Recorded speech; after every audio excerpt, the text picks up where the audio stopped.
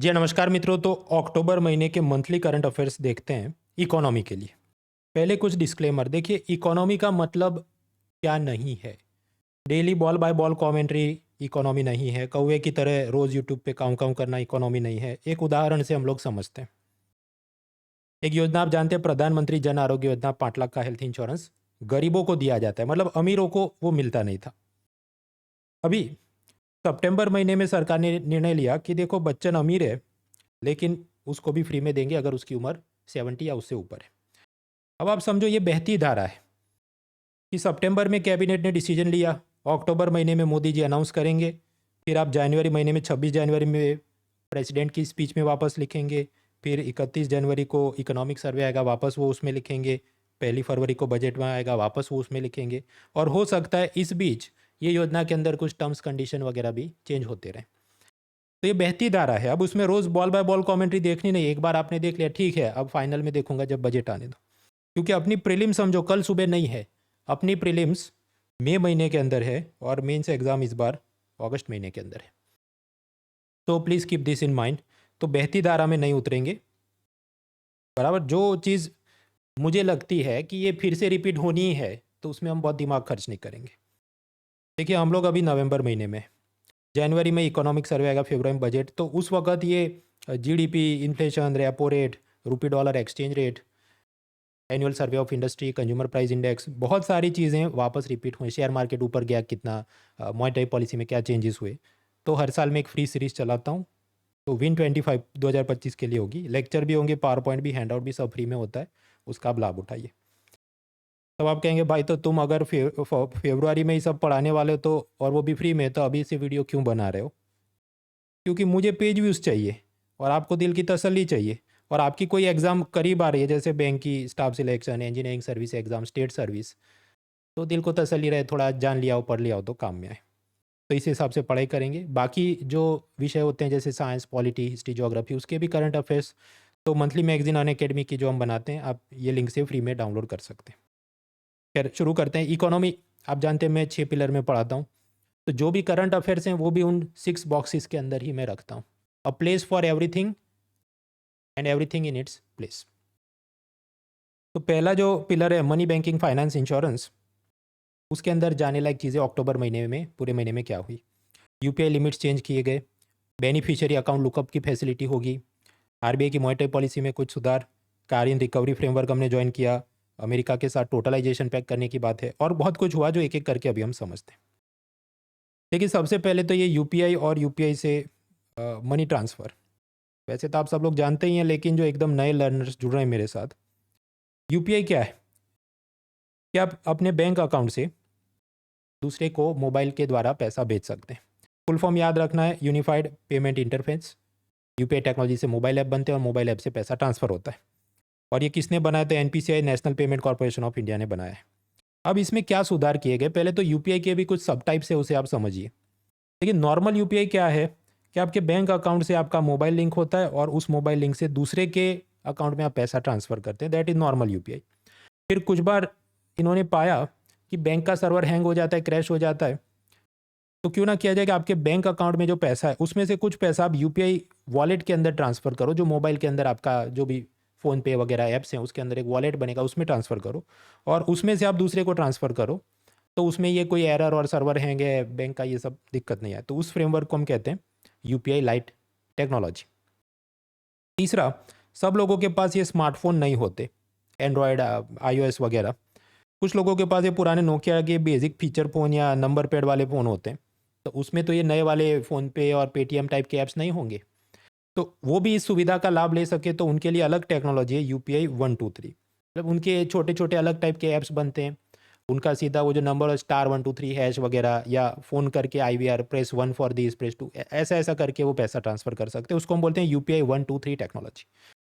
तो यूपीआई से mobile to mobile, ये जो मनी ट्रांसफ़र टेक्नोलॉजी के 3 प्रकार हमने देखे।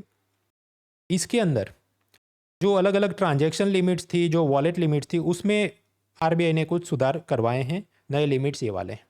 बहुत इसका लोड आईएएस की प्रीलिम में नहीं लेना, अपन बैंक की तैयारी कर रहे हैं तो पता होना चाहिए नया लिमिट्स क्या क्या है। तो ये एक बार वीडियो पॉज करके देख लेना। आगे बढ़ते हैं। दूसरा, आरबीआई ने फैसिलिटी की है बेनिफिशियरी अकाउंट लुकअप फैसिलिटी। ये ऐसी बात है। बीच में मुझे साइकिल रिपेयर करानी थी तो मैं गया। अब उस भाई ने कहा कि आप वो यूपीआई भी कर सकते हो। तो उसने मुझे एक फ़ोन नंबर दिया।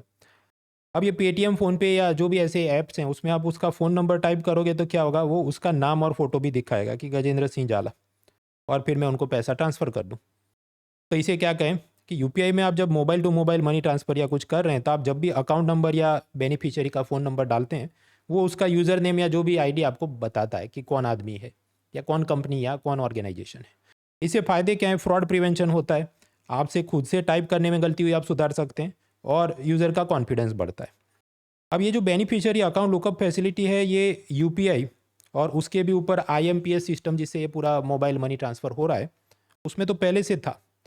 लेकिन आप ये बैंक अकाउंट में सीधा जो उसकी वेबसाइट में लॉगिन करके नेफ्ट आरटीजीएस द्वारा जो बड़ी बड़ी रकम ट्रांसफ़र करते हैं, उसमें ये सुविधा नहीं थी। तो उसमें आप अकाउंट नंबर लिख रहे हैं, फिर असल में वही आदमी का है या मुझसे टाइप करने में गलत हुई, there is no way to identify. लेकिन अब से उसमें भी जब आप अकाउंट नंबर टाइप करेंगे बेनिफिशियरी का, उसके बैंक ब्रांच का आईएफएससी कोड टाइप करेंगे, तो आपको दिखाइए ओके गजेंद्र सिंह जाला, तो फिर आप कॉन्फिडेंट होकर पैसा ट्रांसफ़र करो। तो बेनिफिशियरी अकाउंट लुकअप फैसिलिटी अब से नेफ्ट आरटीजीएस में भी अवेलेबल होगी, ऐसा आरबीआई ने रिफॉर्म लिया है। आरबीआई, उसका मेन काम क्या है? मॉनेटरी पॉलिसी, मौद्रिक नीति, कि महंगाई से लड़ने के लिए अलग अलग हथियार इस्तेमाल करे। उसका मेन टूल क्या है? Repo rate. उस लोन इंटरेस्ट रेट पे वो अपने क्लाइंट्स को, बैंकों को शॉर्ट टर्म के लोन देता है। अब क्योंकि पहले तो सस्ता रखा था 4% कोरोना के दौरान, महंगाई से लड़ने के लिए बड़ा बड़ा के 6.5% कर दिया, ताकि उस हिसाब से लोन महंगे हो, पब्लिक शॉपिंग कम करे और महंगाई कंट्रोल में रहे। ये तो काफ़ी समय से 6.50% पे ही है, और ये भी बहती धारा है। समझो आरबीआई की मॉनेटरी पॉलिसी, मतलब 2-2 महीने पे वो तो अपडेट करते रहते हैं। तो बहती धारा में हम लोग टाइम वेस्ट नहीं करते। मैंने शुरू में ही बताया एनुअल ट्रेंड क्या था। विन 25 सीरीज़ फरवरी के अंदर मैं फ्री में पढ़ाता हूँ, लेक्चर, पावर पॉइंट, हैंडआउट, सब कुछ उसमें देख लेना। कुछ उन्होंने चेंजेस ये किया कि हमारा स्टांस अब रहेगा न्यूट्रल। अब न्यूट्रल स्टांस रहेगा, इसका मतलब क्या है? गाड़ी आप गियर में डालो तो न्यूट्रल में, इसका मतलब कि आप फिर फर्स्ट गियर में डाल के आगे भी ले जा सकते हैं कि 650 की जगह हम लोग 7% ऑपरेट कर देंगे, या फिर गाड़ी को आप न्यूट्रल गियर से रिवर्स गियर में भी डाल सकते हैं कि इसको नहीं अभी 5% करते हैं। तो कुछ भी हो सकता है। अब क्या होगा वो तो अक्टूबर के 2 महीने बाद, मतलब जो भी दिसंबर में आएगी, उसके बाद फरवरी में आएगी, तब वो चेंज करेंगे, हम देखेंगे। मित्रों, ये जो आरबीआई की मॉनेटरी पॉलिसी है, ये कौन बनाता है कि रेपो रेट इतना टका होना चाहिए? कौन तय करे? तो इसके लिए एक कमिटी होती है, वो आरबीआई के कानून में ही लिखा है। तो स्टैट्यूटरी बॉडी है ये। इसमें आरबीआई की तरफ से 3 लोग हो गए, आरबीआई के गवर्नर और 2 ऑफिशियल उनके, और सरकार की तरफ से ये नोटेड इकोनॉमिस्ट वगैरह 3 वो नॉमिनेट करेंगे। अब ये जो सरकार की तरफ से सदस्य हैं, उनको 4 साल का कार्यकाल मिलता है, और फिर वो रिन्यू नहीं होगा, फिर दूसरी बार नए लोगों को लेंगे। तो अभी नए 3 लोगों को अपॉइंट किया, राम सिंह, सौगत भट्टाचार्य और नागेश कुमार। हालांकि अपनी आईएएस प्रीलिम में ऐसा सब पर्सन ही न्यूज़, ऐसी हर एक कमेटी का उतना काम का नहीं। बड़े बड़े लोगों का पता होना चाहिए, लाइक 16 फाइनेंस कमीशन के बॉस कौन है, डॉक्टर अरविंद पनागर, या 15 के कौन थे, एन के सिंह। तो बड़ी बड़ी चीज़ों का पता होना, हर छोटा ये तैयार करना। Return on investment is not good, क्योंकि ऐसा पूछते नहीं आईएएस प्रीलिम में। लेकिन बाकी जो परीक्षा है, हाँ, उसमें ध्यान रखिए, खासकर बैंक की कोई परीक्षा की आप तैयारी करें। तो ये भी खत्म है, आगे बढ़ते हैं। मित्रों, आप जानते हैं आजकल हर एक स्टेट गवर्नमेंट महिलाओं को पैसा ट्रांसफ़र करे, जैसे महाराष्ट्र में लाड़की बहन, उसी तरह बाकी स्टेट में भी कुछ ना कुछ योजना चल रही है। अब इसमें तकलीफ क्या है कि ये महिलाओं के खाते में बैंक ट्रांसफ़र किया, महिलाओं के बैंक खाते में पैसा ट्रांसफ़र किया।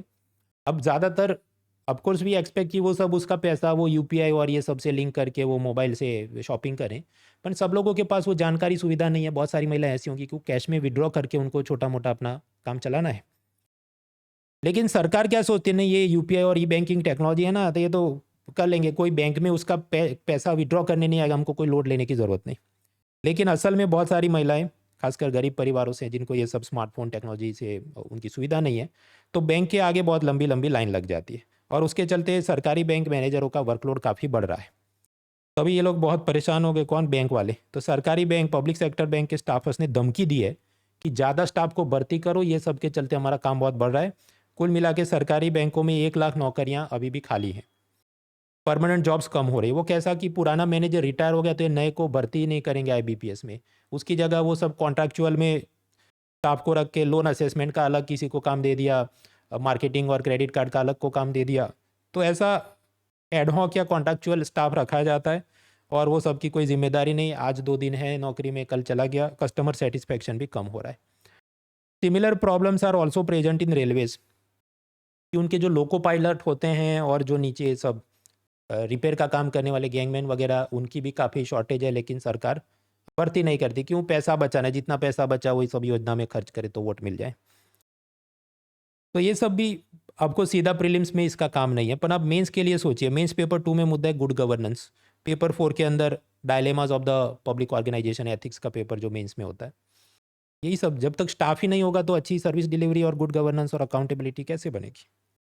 फिर आगे बढ़ते हैं। बैंकों की बात किए तो कुछ लोग बैंकों को चूना लगा के पतली गली से निकल लेते हैं, नीरव मोदी, मेहुल चौकसी, विजय माल्या। तो ऐसे लोगों से फिर कैसे एसेट रिकवरी की जाए, भारत के अंदर भी और भारत के बाहर भी। चलिए भारत के अंदर तो कर लें, ये सरफासी एक्ट और फ्यूजिटिव इकोनॉमिक ऑफेंडर्स एक्ट वगैरह कानून है, पर अभी उसने फॉरेन कंट्री में क्या खरीदा है, किधर पैसा छुपा है। तो लंदन के अंदर एक इलाका है कैमडेन।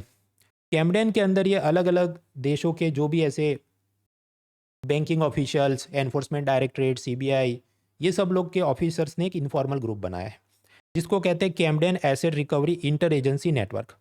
इनका काम है कि जो भी ऐसा आपराधिक तरीके से, क्रिमिनल तरीके से जिसने एसेट्स बनाई है उसको रिकवर करना, चाहे ड्रग माफिया है, फाइनेंशियल फ्रॉड करने वाले, उनको हम धरेंगे। इसके लिए आपस में कोऑर्डिनेशन करेंगे। तो ये जो है इसे कहते हैं कैरिन नेटवर्क। कैरिन कैसे? Camden asset recovery network. Full form याद रखना जरूरी। कैमडेन जियोग्राफी के रीत में आप याद रखिए, बराबर लंदन में जगह है। कैरिन नेटवर्क इसलिए 2 नंबर के काम करने वालों की एसेट रिकवरी करनी, उनकी संपत्तियां जब्त करनी है। अब उसकी एशिया पैसिफिक की कमेटी और उसमें भारत के एनफोर्समेंट डायरेक्टरेट ने भी मेंबरशिप ले ली है ताकि इनको और धरा जा सके। तो दैट इज़ अ डेवलपमेंट। हाँ, तो हम मंथली करंट अफेयर्स की बात कर रहे थे फॉर अक्टूबर। यूपीआई लिमिट्स देख लिया, beneficiary account lookup, NEFT RTGS में अवेलेबल है, आरबीआई की monetary policy, Karin network, loan recovery का सब इंटरनेशनल कोऑर्डिनेशन करें। आगे और मुद्दे बचते हैं, सेबी शेयर मार्केट, टोटलाइजेशन पैक्ट वगैरह। देखिए, आप अगर सिंसियरली तैयारी कर रहे हैं तो ये जो भी मैं पढ़ा रहा हूँ उसमें थोड़ा बहुत आप पहले भी जानते ही होंगे पुराने कुछ वीडियो देख के। तो if you are a sincere candidate, तो कोई भी छोटी मोटी ये स्कॉलरशिप टेस्ट हो, जैसे अन अकेडमी की होने वाली है इस रविवार को सुबह 11 बजे, शाम को 5 बजे, तो कुछ तो आप उसमें स्कॉलरशिप मिल ही जाए। स्कॉलरशिप का मतलब क्या है कि जो अन अकेडमी का सब्सक्रिप्शन हमारा 23-24 हज़ार का पूरे साल की एक्सेस, जिसमें prelims, mains, CSAT, answer writing सब कुछ आ जाता है। स्कॉलरशिप में क्या हो, एकदम पानी के भाव में आपको मिल जाए। तो रविवार को ऐसी टेस्ट है, वो आप देना, आपकी रैंकिंग के हिसाब से सबको अच्छा स्कॉलरशिप मिलने की सब सुविधा, तो अपॉर्चुनिटी तो है। और उसका फिर क्या सदुपयोग करें आप कि अन अकेडमी के सब्सक्रिप्शन ज्वाइन कर सकते हैं, प्रीलिम्स, मेंस, कॉम्प्रिहेंसिव, नेटफ्लिक्स जैसे सारे कोर्स अनलॉक होते हैं। इसके अलावा और अच्छे नंबर लाओ तो ये mobile, laptop, Australia match trip और ये सब के भी आपको इनाम जीतने की सुविधा है। तो link is in the description, आप फ़ायदा उठाएं, unlock.kcollege.mrunal.org। आगे बढ़ते हैं, अब शेयर मार्केट की बात करें। शेयर मार्केट में ऑफकोर्स यूपीएससी आजकल ज़्यादा पूछ रही है, लेकिन जो अक्टूबर में डेवलपमेंट हुए वो मुझे इतने काम के लगे नहीं। जैसे एक है सेबी का म्यूचुअल फंड लाइट फ्रेमवर्क। लेकिन नॉर्मल म्यूचुअल फंड जैसे टाटा म्यूचुअल फंड क्या करे, आपसे पैसा लेगा, अलग अलग शेयर, बॉन्ड, गवर्नमेंट सिक्योरिटी में इन्वेस्ट करे। तो इन पे तो सेबी का टाइट होता है सबकी, जो भी एक महीने, 3 महीने पे अपनी रिपोर्ट भेजो, तुम ये वाली कंपनियों में इतने खराब रेटिंग वाले बॉन्ड में इन्वेस्ट नहीं कर सकते, इसे लेके बहुत कुछ, तो वो टाइट होता है। लेकिन कुछ दूसरे जात के म्यूचुअल फंड होते हैं या कलेक्टिव इन्वेस्टमेंट स्कीम, कि जैसे पैसिव फंड, वो क्या कि सेंसेक्स की फॉर्मूला के हिसाब से जो भी 30 कंपनियां हो उस प्रपोर्शन में उसमें इन्वेस्ट करें आंख बंद करके। एक्सचेंज ट्रेडेड फंड होते हैं, वो क्या, अलग अलग वीडियो मैंने पढ़ा है, सर्च कर लेना। तो वो इतने जोखिम वाले हैं नहीं, क्योंकि वो एक फार्मूला के हिसाब से चलते हैं, उसमें मैनेजर का डिस्क्रिशन यानी विवेक कम होता है। तो सेबी ने उनको थोड़ा रिलैक्स कर दिया कि तुम्हें डंडा नहीं मारेंगे, गुलाब का फूल देंगे, मतलब रिलैक्स, कि तुम 3 महीने में हमें अपना रिपोर्ट देना, तो तुम्हें हर महीने कंप्लायंस देने की ज़रूरत नहीं है वगैरह। लेकिन इसका एमसीक्यू कुछ बने मुझे कम लगता है, क्योंकि पूरा जो nature of the topic is technical. ऐसा ही सेबी ने एक और रिफॉर्म लिया। देखिए, आपको पैसा इन्वेस्ट करना है शेयर बाजार में और सब जगह, तो म्यूचुअल फंड होते हैं, मान लीजिए उसमें 500 रुपये से लेके ज़्यादा आप इन्वेस्ट करो। आप कहने मुझे थोड़ा और रिस्की खेलना है और उसमें अच्छा रिटर्न मिले, ऐसी सुविधा चाहिए। और जैसे जिम में भी देखिए, एक तो नॉर्मल जिम होता है, फिर आपका क्या पर्सनलाइज्ड ट्रेनर आप रखो कि आपके घर पे आके आपको कसरत करवा जाए, तो उसको बोलते हैं पोर्टफोलियो मैनेजमेंट सर्विस, पीएमएस। वो म्यूचुअल फंड जैसा ही है, पर वो आपको ज़्यादा पर्सनलाइज्ड उसका अटेंशन रहे और आपकी ज़रूरत के हिसाब से वो काम करे, आपके घर पे आके सब देख जाए। लेकिन उसमें लिमिट्स होगी कि 50 लाख या उससे ऊपर जो इन्वेस्टमेंट कर सकता है उन्हीं को ऐसी कस्टमाइज सर्विस मिले। उससे भी ऊपर जिसको और रिस्की खेलना है तो उसके वास्ते ऑल्टरनेट इन्वेस्टमेंट फंड होते हैं, लेकिन उसमें 1 करोड़ या उससे ऊपर लगाओ तो की बात है। तो अब जो बीच वाले हाई नेटवर्थ इंडिविजुअल थे, उनकी इच्छा थी कि हमें कुछ और भी एक आध और ऐसा फैसिलिटी होना चाहिए कि जो भी आईफोन एस है, आईफोन नॉर्मल या प्रो मैक्स है, तो बीच में एक और आप नया बना दो। तो सेबी ने यहाँ पर एक नया एसेट क्लास, मतलब ऐसी इन्वेस्टमेंट स्कीम ला सकते हैं ये एनबीएफसी वाले, कि जिसमें 10 लाख से लेकर 50 लाख आप इन्वेस्ट करो। अब बात यह है कि मुझे इसमें भी उबासी आ रही है, आई एम फीलिंग बोर्ड। क्यों? क्योंकि इसका अभी तक कोई फैंसी नाम नहीं आया ना, जैसे rights, invites, exchange traded funds, कुछ नया नाम आए तो फिर हम उसको दिमाग लगाना शुरू करें। ये तो अभी बोला है कि ऐसा कोई कर सकता है, फिर जब करेंगे तो हम देखेंगे। तो बहती धारा रहती है, लोड नहीं लेना चाहिए। तो तुम बता क्यों रहे? मैं बता रहा हूँ ताकि आपको याद रहे कि भाई ऐसा रोज चलता है, रोज अपने को उसमें नहीं जाना है। इंश्योरेंस सरेंडर वैल्यू, बैंकों में आप जानते हैं फिक्स डिपॉजिट कर सकते हैं कि 5 साल के लिए पैसा रखो और इतना ब्याज मिले। अब टाइम से पहले उठा लोगे तो पेनल्टी चढ़ेगी। उसी तरह इंश्योरेंस पॉलिसी की, आपने लाइफ इंश्योरेंस लिया है 25 साल के लिए और एलआईसी ने बोला हर साल तुमने 10,000 10,000 10,000 जमा करने। आपने पहले साल किए, दूसरे साल किए, तीसरे साल, तो कुल मिला के आपने कितना जमा किया? 30,000। अब किसी कारण से आपको मज़ा नहीं आ रहा है, आपका जॉब चला गया, आपको विड्रॉ करना है कि मुझे इस स्कीम में रहना नहीं, तो एलआईसी पैसा वापस करेगा, करेक्ट, लेकिन वो उसमें कुछ पेनल्टी कट कर लेगा। मान लीजिए कि 30%, क्योंकि हमने तुम्हारे ये सब एडमिनिस्ट्रेटिव एक्सपेंस था, तुम्हारी जगह सब लोग ऐसे भाग जाएंगे तो हम कंपनी कैसे चलाएंगे। So they are justified in their own ways कि आप अगर इंश्योरेंस पॉलिसी में टाइम से पहले विड्रॉ करेंगे तो आपकी पेनल्टी कटेगी और पैसा वापस आएगा। अब इसमें आईआरडीआई ने कुछ रिफॉर्म्स लिए कि मान लीजिए अब से ये 30% पेनल्टी नहीं कटे, मान लो 20% ही कटे। एग्जैक्टली कितनी कटेगी वो हम टाइम उसमें नहीं जाएंगे, पर इसके साथ जुड़ा कंसेप्ट क्या है? Insurance surrender value. Insurance surrender value मतलब आप जब पॉलिसी सरेंडर करते हैं कि मुझे नहीं रहना इसमें, और जो इंश्योरेंस कंपनी आपको पैसा वापस करती है वो क्या? Insurance surrender value. तो कितनी होगी? 70% होगी, 80% होगी। उसमें आरबीआई, माफ़ कीजिए, आईआरडीआई रेगुलेटर ने रिफॉर्म्स लिए हैं और ग्राहक के हक में लिए हैं, मतलब अपने साइड में ज़्यादा फायदा। इसके बाद पेंशन में एक नया मुद्दा चल रहा है, टोटलाइजेशन पैक्ट। मान लीजिए अमरीश पुरी अमेरिका के अंदर वो डीडीएलजे मूवी के अंदर कोई उनके शॉपिंग मॉल में या कहीं नौकरी करे और उनकी सैलरी से पैसा कटता रहे इंश्योरेंस पेंशन का, और फिर वो वापस भारत आ जाए, कबूतरों को दाना खिलाना है, तो वो सब अमेरिका में कटा था, वो पेंशन मिलेगा कि नहीं? उसके साथ जुड़ा कंसेप्ट है टोटलाइजेशन पैक्ट। समझते हैं? देखिए, भारत के वर्कर्स जो अमेरिका में, सबके पास तो एक ग्रीन कार्ड और परमानेंट रेसिडेंसी और वीज़ा सब नहीं होगा। कुछ लोग क्या 5 साल 10 साल के बाद उनको वापस आना पड़ेगा, लेकिन उनकी भी अमेरिका में ये जो भी आईबीएम और बाकी कंपनियों में सैलरी कटती होगी, मतलब सैलरी में से डिडक्शन होंगे कि आपकी जो भी $1,000 मान लो है, उसमें से कि वो $200 काटते होंगे पेंशन, पीएफ, प्रोविडेंट फंड वगैरह में। ऐसा करके भारत के ऐसे जो वर्कर्स अमेरिका में, और वो भी ऐसे जो कि मतलब परमानेंट उनका है नहीं सिटीजनशिप या रेसिडेंसी, उनके भी $4 बिलियन अमेरिकी सरकार में जा रहे हैं, और उनके फिर आगे जो भी लोन में जाएगा, शेयर मार्केट में जाएगा। रिवर्स इज ऑल्सो ट्रू कि अमेरिकन वर्कर्स जो भारत में हैं, उनकी भी सैलरी से पैसा ये भारत सरकार के कानून के हिसाब से ईपीएफओ में जाएगा, पेंशन प्रोविडेंट फंड टाइप का, ईएसआईसी में जाएगा, हेल्थ इंश्योरेंस वगैरह के लिए। तो ये चल रहा है। अब भारत सरकार क्या कह रही है कि देखो, इसमें एक टोटलाइजेशन पैक करते हैं कि हम इनकी सैलरी से पैसा नहीं काटेंगे, अमेरिकन वर्कर्स जो इंडिया में है, और आप इंडियन वर्कर्स जो अमेरिका में, उनकी सैलरी से पैसा मत काटो ये सब, या फिर कि उनको टैक्स में ऐसी छूट दे दो, या फिर कि वो घर वापसी करे, इंडियन वर्कर अमेरिका से वापस इंडिया आए तो उसका पेंशन और प्रोविडेंट फंड का पैसा आप टाइम पे रिफंड कर दो। ये सब करने के साथ जुड़ा कंसेप्ट है टोटलाइजेशन पैक्ट। ये आज का नहीं है, तो कई 10-15 साल से ये तो चर्चा चल रही है। अमेरिका इसको सेटल नहीं कर रहा है। वैसे अमेरिका के 10-20 और देशों के साथ ऐसे अग्रीमेंट हैं, जैसे जो भी इटाली, यूरोप, जर्मनी, जापान, क्योंकि वहाँ पर अमेरिका को भी तो फायदा होगा ना, क्योंकि उनके वर्कर्स वहाँ ज़्यादा नौकरी करते होंगे, तो वो जो भी वोट बैंक या कुछ उनकी एंगल बनती होगी। यहाँ पर ऐसा सीन है नहीं कि अमेरिका के लोग भारत में बहुत नौकरी करते, तो उनको जल्दी नहीं है ये सेटल करने की।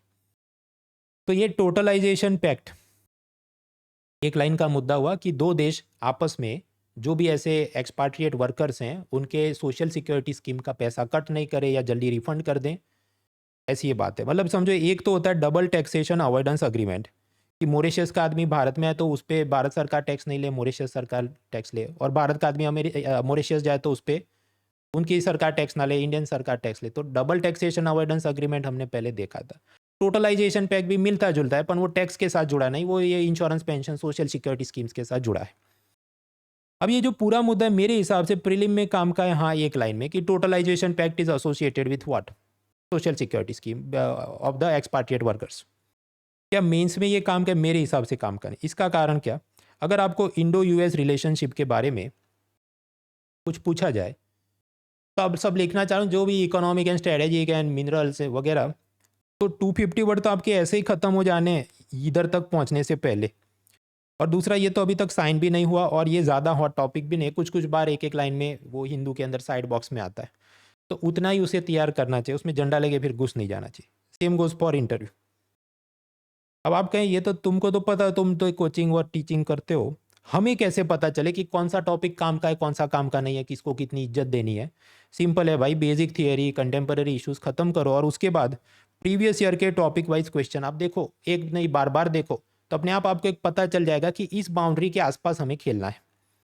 और ऐसे टॉपिक वाइज पेपर्स आप फ्री में डाउनलोड कर सकते हैं unacademy.com/content/upsc/downloads। उधर से ये इंडिया ईयर बुक की समरी, मेंस, PYQ, प्रीलिम सब कुछ डाउनलोड कर सकते हैं फ्री में। Unlock code is monal.org। आगे बढ़ते हैं, हम लोग पहुंचे पिलर 1D में, मतलब ये insurance, pension, financial inclusion. Financial inclusion मतलब ये सब गरीब लोगों को सब योजनाओं का लाभ मिले। तो उसमें एक तो मैंने आपको बताया, ये जो प्रधानमंत्री जन आरोग्य योजना है, 5 लाख का हेल्थ इंश्योरेंस गरीबों को मिलता है। लेकिन अब सरकार ने क्या रिफॉर्म लिया कि 17 साल या उससे ऊपर के जो गरीब नहीं है, अमिताभ बच्चन जैसे, उनको भी ये लाभ दिया जाएगा। दूसरा एक ये रिफॉर्म लिया कि जो गरीब परिवार है उसमें मान लीजिए 5 लोग हैं और एक उसमें सीनियर सिटीजन है, तो 5 लोग के लिए तो 5 लाख का कोटा था ही, ये सीनियर सिटीजन का एक्स्ट्रा 5 लाख का कोटा कर देंगे। तो ऐसा extra 5 lakh add on for the senior citizen in the poor family, ये भी रिफॉर्म लिया गया है। लेकिन बेहतर है, मैंने आपको बताया, फिर से बजट में बोलेंगे और 3-4 बार तो अभी और रिपीट होना है। ऐसी एक और योजना है PM मुद्रा स्कीम, कि जिसमें माइक्रो एंटरप्राइजेस को लोन दिए जाते थे धंधा करने के लिए। शिशु, किशोर, तरुण, ऐसे अलग अलग लोन थे। तो हाईएस्ट कोटा था तरुण लोन, 10 लाख रुपए तक के आपको मिल सकते थे। अब जो ये जुलाई महीने में बजट आया था, उसमें सरकार ने ये बोला कि देखो, जिसने पुराने तरुण लोन चुका दिए, रीपे कर दिए, उनको 20 लाख का और एक्स्ट्रा लोन देंगे। मतलब loan quota double under the Mudra scheme. तो ये भी जुलाई में आया था, अब इन्होंने अभी नोटिफाई किया अक्टूबर में, तो ये भी बहती धारा है। तो मेरे पेट का पानी कभी हिलता नहीं है, लोग छाती कूटते रहते हैं, भाई करंट अफेयर्स, करंट अफेयर्स, किधर है current affairs? It comes and go भाई, बस जैसा है, आती जाती रहती है। सब्जी रोटी दाल चावल आप पहले ख़त्म करो, मतलब हिस्ट्री, ज्योग्राफी, पॉलिटी, इकोनॉमी, सीसॉट, इसका जो थियरी फाउंडेशन, इस पर आप ग्रिप बनाओ, ये तो सब चलते रहता है। This is not a big deal actually. तो pillar 1 money, banking, finance, insurance is over. अब चलते हैं पिलर 2 बजट टैक्सेशन के अंदर। देखिए, ये जो बजट टैक्सेशन का पिलर है, उसमें नया तो क्या ही आएगा। फरवरी में इंटरिम बजट आया, चुनाव है बोल के, चुनाव खत्म हुए, जुलाई में दूसरा बजट आया। तो big boss, normal season, OTT season, फला टीम सीजन सब हो गए, तो निचोड़ चुके हैं इसको, अब नया तो इसमें क्या ही बोलेंगे। तो वैसे कुछ है नहीं, पर कोर्ट के 1-2 जजमेंट आए, वो समझ लें। इंडस्ट्रियल अल्कोहल, मतलब जैसे हैंड सैनिटाइजर में, कप सिरप में, परफ्यूम में जो अल्कोहल इस्तेमाल होता है, जो पीने के लिए नहीं है, वो डीनेचर्ड होता है, उसको पियेंगे वो जहरीला होता है। तो वो जो अल्कोहल है, इस पर कौन सा टैक्स लगे? सेंट्रल गवर्नमेंट का CGST, स्टेट गवर्नमेंट का SGST, GST के दायरे में है। उस पर स्टेट गवर्नमेंट अलग से टैक्स नहीं मांग सकती, वैट, एक्साइज वगैरह उसके दायरे के बाहर है। और ये जो इंडस्ट्रियल अल्कोहल है, इसे कौन इसके सब रेगुलेशन करे? तो यूनियन गवर्नमेंट रेगुलेशन करे, ऐसा आज़ादी से लेकर अब तक कुछ बातें चली थी। और जो पीने का दारू है, लिकर फॉर ह्यूमन कंजम्पशन, उसमें GST नहीं लगता, क्योंकि कॉन्स्टिट्यूशन में ऐसा लिख दिया है कि liquor will be outside of GST scope. उस पर स्टेट गवर्नमेंट का पूरा काबू रहता है कि उस पर जो भी वैट, एक्साइज जैसे टैक्स लगा सकता है। State will regulate this. तो बंटवारा हो चुका था, इंडस्ट्रियल अल्कोहल यूनियन का, बाकी दारू स्टेट का। लेकिन अभी सुप्रीम कोर्ट का नया जजमेंट आया। सुप्रीम कोर्ट ने ये कहा, देखो जो इंडस्ट्रियल अल्कोहल है उस पर GST लगे, वो बराबर है, लेकिन स्टेट गवर्नमेंट चाहे तो अलग से रेगुलेट कर सकता है, अलग से टैक्स कर सकता है। तो भविष्य में ये होगा कि इंडस्ट्रियल अल्कोहल पे जीएसटी भी लगे और उसके ऊपर वैट और एक्साइज भी लगे, क्योंकि सुप्रीम कोर्ट ने ऐसा जजमेंट दिया है। कुल मिला के जो भी 9 जजों की बेंच थी उसमें से 1 2 3 4 5 6 7 8 जजों ने ये हक में बोला कि इंडस्ट्रियल अल्कोहल पे स्टेट का कंट्रोल और टैक्सेशन होना चाहिए। उन्होंने क्या तर्क दिया? तर्क उनका ये है कि देखो, इंडस्ट्रियल अल्कोहल या डीनेचर्ड इथेनॉल, उसको भी ये सब दारू की भट्टी चलाने वाले माफिया मिसयूज़ करते हैं और उसकी मिलावट करके जहरीली शराब बनाते हैं, तो वो भी तो मिसयूज़ हो सकता है। तो पीने के दारू के रूप में वो भी पिया जा सकता है, इसलिए स्टेट का इस पे रेगुलेशन बनता है, क्योंकि जो भी कॉन्स्टिट्यूशन का 7 शेड्यूल और उसमें स्टेट लिस्ट में पीने के दारू की बात है। तो states are justified in regulating and taxing it, ऐसा 8 जजों की राय थी। 9वें जो जज थे उन्होंने विरोध जताया कि ये बराबर नहीं हो रहा है, क्योंकि इंडस्ट्रियल अल्कोहल और उसके चलते perfume, hand sanitiser, cough syrup सब कुछ महंगा हो जाएगा ना, क्योंकि उस पर अलग से ये लोग और एक्स्ट्रा टैक्स मांगेंगे स्टेट गवर्नमेंट वाले, तो extra tax burden on the consumers. दूसरा, मेकर्स ऑफ आवर कॉन्स्टिट्यूशन, उनकी ये विजन नहीं थी। उनकी विजन क्या थी? इंडस्ट्रियल अल्कोहल अलग, पीने का दारू अलग। तीसरा, इंडस्ट्रियल अल्कोहल है वो नेशनली इंपॉर्टेंट इंडस्ट्री है, क्योंकि फार्मास्यूटिकल को चाहिए, बायो इथेनॉल वगैरह और दूसरे सब एनर्जी सिक्योरिटी के लिए चाहिए। तो इस पे अलग अलग स्टेट की अलग अलग नीतियां बनेंगी, अलग अलग उसके टैक्स लगेंगे, तो ये अपनी नेशनल इकोनॉमिक ग्रोथ के लिए फ़ायदेमंद नहीं है। ऐसी नेशनली इंपॉर्टेंट इंडस्ट्री को केंद्र सरकार ने रेगुलेट करना चाहिए। तो उन्होंने तर्क दिए, पण 8:1 में वो उनका तर्क चला गया, तो मेजोरिटी ने बोला उसी हिसाब से चलेगा। सेकंड पिलर में जाने लायक यही था, बाकी बॉल बाय बॉल कमेंट्री बहुत सारी थी, पर वो बजट टैक्सेशन का क्या है, वैसे भी इकोनॉमिक सर्वे और नेक्स्ट बजट में वापस डेटा आ ही जाना है, तो देख लेंगे। आगे बढ़ते हैं। Third pillar, that is international trade balance of payment, WTO वगैरह। इसमें हालांकि कुछ नए डेवलपमेंट्स थे, इंडिया के FDI curves, China shock 2.0, China +1 strategy वगैरह वगैरह। पहले तो FDI कर्व्स वैसे सबको पता है, पर जो नए लोग जुड़ रहे हैं मेरे साथ उनको मैं थोड़ी थियरी बता दूं। फाइनेंस मिनिस्टर 2-4 बार क्या बोली कि India to retain FDI curbs on the border nations, हम छूट नहीं देंगे। पर आसान भाषा में बोलो कि भाई क्या कहानी है। ये तकलीफ आजकल मैं देखता हूँ न्यूज़पेपर वालों की भी है कि चैट GPT को पूछ के आर्टिकल लिखते हैं, तो नया आदमी पढ़ के समझना चाहे समझ ही नहीं सकता, शुरू से समझते हैं। FDI यानी फॉरेन डायरेक्ट इन्वेस्टमेंट, विदेशी प्रत्यक्ष निवेश, कि कोई फॉरेनर भारत की कंपनी में 10% से ज़्यादा शेयर इन्वेस्टमेंट या इक्विटी इन्वेस्टमेंट करे, उसको हम बोलते हैं FDI। हालांकि हर एक सेक्टर की हर एक कंपनी में वो लोग FDI नहीं कर सकते, जैसे कैसीनो, गुटखा, गैमलिंग, ये सब के अंदर FDI इज बैंड। कुछ सेक्टर ऐसे हैं जिसमें ऑटोमेटिक अप्रूवल, जैसे कि E-कॉमर्स, जैसे कि ये वॉलमार्ट कंपनी ने फ्लिपकार्ट के अंदर जो भी 70-80% शेयर होल्डिंग खरीद ली, और उसके बदले जितना पैसा वॉलमार्ट वालों ने फ्लिपकार्ट के जो फाउंडर्स थे सचिन और बिन्नी बंसल, उनको दिया होगा, मान लो $16 बिलियन, तो वो सब भारत में क्या है? FDI। तीसरे कुछ ऐसे सेक्टर हैं जहां पर FDI कर तो सकते हैं लेकिन सरकार की परमिशन लेनी पड़े, जैसे कि आज तक और ऐसी न्यूज़ TV मीडिया है, उसमें कुछ ऐसा है कि 49% तक की शेयर होल्डिंग फॉरेनर्स खरीद सकते हैं, पर सरकार की अनुमति के बाद। वरना ये हो कि चाइना, पाकिस्तान की सब एजेंसियां भारत की ऐसी न्यूज़ कंपनियों में पैसा डाल दें और फिर अपना नैरेटिव और प्रोपोगेंडा और टूल किट चलाना चालू करें, which is not good for the national security. तो ठीक है, ये प्रेजेंट सिस्टम है। अब इसमें नया रिफॉर्म्स क्यों लिया गया? कोरोना 2020 में शुरुआत के समय में सब इन्वेस्टर को लगा शेयर बाजार गिर जाएगा, कंपनियां बैठ जाएंगी, तो शेयर बाजार तो गिर गया था, कंपनियों के सब शेयर्स 20%, 30% नीचे गिर गए थे। ऑफकोर्स बाद के महीनों में ऊपर भी चला गया था, क्योंकि तब फॉरेनर्स फार्मा और IT इंडस्ट्री के अंदर भारत में बहुत पैसा लगा रहे थे। पर शुरुआती महीनों में जो भी ये फरवरी, मार्च, अप्रैल हो गए 2020 में, वहाँ पर शेयर्स के दाम बहुत गिर गए थे। तो फिर हमें थप्पड़ से डर नहीं लगता था, पर चाइना वाले FDI कर करके पानी के भाव में अपने सारे भारतीय कंपनियों के शेयर्स खरीद लें, खास करके ये एयरटेल और आइडिया, वोडाफोन जैसी कंपनियां, और फिर उसके मोबाइल नेटवर्क टावर में अपना सीक्रेट चिप लगा दें और उससे अपना सब डेटा मॉनिटरिंग करें, तो देश की सुरक्षा को खतरा। तो भारत को डर लगा कि ये चाइना वाले सब अपनी कंपनियां खरीद ना लें, इसलिए भारत सरकार ने एक रिफॉर्म लिया। देखिए FDI पे क्या कर्व्स थे, ये कैसीनो, विमल वगैरह में तो बैन है, वो तो खत्म। ऑटोमेटिक अप्रूवल जैसे E-कॉमर्स, गवर्नमेंट अप्रूवल जैसे कि NDTV आज तक। लेकिन सरकार ने कहा कि देखो, अब से जितना में नॉन बैंड है, मतलब चाहे E-कॉमर्स है या फार्मा या कुछ भी, या आज तक वगैरह पे तो पहले भी कर्व्स थे, लेकिन कोई भी FDI जो हमारे नेबरिंग कंट्रीज, पड़ोसी देशों से आ रहा है, तो उसमें सरकार की अनुमति लेनी होगी। इसका मतलब कि e commerce industry, Flipkart Walmart का डील हुआ उस वक्त तो परमिशन लेना नहीं था, लेकिन अब फ्यूचर में ऐसा कुछ होगा और वो एफडीआई अगर अपने neighbouring countries China, Pakistan, Afghanistan वगैरह से आएगा तो भारत सरकार की परमिशन लेनी होगी।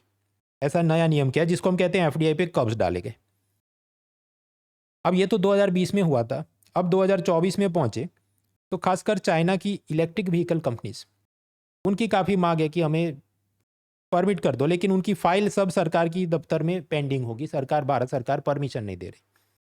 तो इस पर चर्चा चली, तो इस पे फाइनेंस मिनिस्टर बोल रहे हैं कि India to retain investment curbs on border nation. इसका मतलब क्या, ये चाइनीज एफडीआई वाले जो ऑटोमोबाइल ईवी कंपनी की फाइलें पड़ी हैं उसको अभी हम इतना जल्दी में नहीं है, हम छूट नहीं देंगे, ऑटोमेटिक अप्रूवल भी नहीं देंगे और फाइल पड़ी है उसको भी लटका के रखेंगे। इसके साथ जुड़े और कंसेप्ट हैं कि ये China plus one strategy, China 2.0, ये सब भी समझते हैं। देखिए,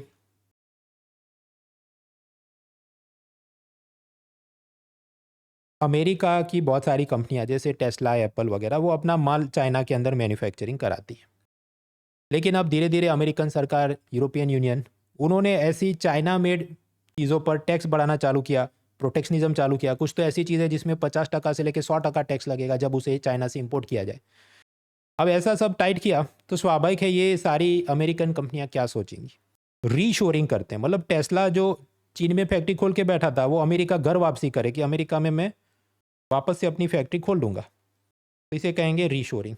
दूसरा करें नियर शोरिंग, कि टेस्ला अमेरिका में नहीं मैक्सिको के अंदर फैक्ट्री खोल दे, क्योंकि मैक्सिको, यूएसए और कनाडा ने आपस में यूएसएमसीए नाम का फ्री ट्रेड अग्रीमेंट किया, तो उधर भी खोलेंगे तो लाभ हो जाएगा। या तीसरा, इलॉन मस्क ये सोचे कि देखो जापान या साउथ कोरिया जैसे देश जो अमेरिका के मित्र राष्ट्र हैं वहाँ फैक्ट्री ये शिफ्ट कर देता हूँ, जिसको कहा जाए फ्रेंड शोरिंग। तो reshoring, near shoring, friend shoring, ये सब का अभी जोर चल रहा है। अब इसके चलते और क्या तकलीफें हो सकती हैं कि क्योंकि चीन में मरे माल सामान जब अमेरिका जाएंगे, यूरोप जाएंगे, उस पर 50%, 100% कस्टम्स ड्यूटी उन्होंने बढ़ा दी है, तो चाइना वाले क्या करेंगे, उनका बहुत सारा अनसोल्ड इन्वेंटरी, माल बिकेगा नहीं, माल नहीं बिकेगा तो वो भारत में, मैक्सिको, ब्राज़ील, किसी और देश में उसका डंपिंग चालू करेंगे कि सस्ते तो सस्ते उसको बेच देते हैं ताकि अपना इन्वेंटरी ख़त्म हो। अगर ऐसा होगा कि वो बहुत डंपिंग करे चीन वाले, तो इंडिया मेड सामान कौन खरीदेगा, हम जो भी इलेक्ट्रॉनिक्स और सब चीज़ें उनकी चालू करेंगे खरीदना। तो भारत की फैक्ट्री के वर्कर्स के लिए होगा जॉब लॉस। इस जॉब लॉस के साथ जुड़ा कंसेप्ट है चाइना शॉक 2.0 जो 2024 में होगा। 1.0 वो जो भी अर्ली 2000s में हुआ होगा। ये जो जॉब लॉस है इसे 2.0 कहा गया। अब इसे how can we cope up, तो कंपनियां अलग अलग, ये एप्पल, माइक्रोसॉफ्ट, टेस्ला, इन्होंने सोचा देखो चीन में तो अब मज़ा नहीं है, वहाँ से अगर माल एक्सपोर्ट करते हैं उस पर अमेरिका, यूरोप बहुत टैक्स लगाते हैं, तो ये सारी कंपनियां अपने फैक्ट्रियां इंडिया, ब्राज़ील, मैक्सिको वगैरह देशों में शिफ्ट कर रही है। ऐसा नहीं कि चीन में टोटल बंद कर दिया, लेकिन धीरे धीरे वो शिफ्ट हो रहे हैं। इसको कहा जाए China plus one strategy by multinational corporations. चीन में ठीक है फैक्ट्री रखते हैं, अपन एक दो जगह और भी खोल के रखते हैं ताकि भविष्य में अपने को इमरजेंसी में काम आए।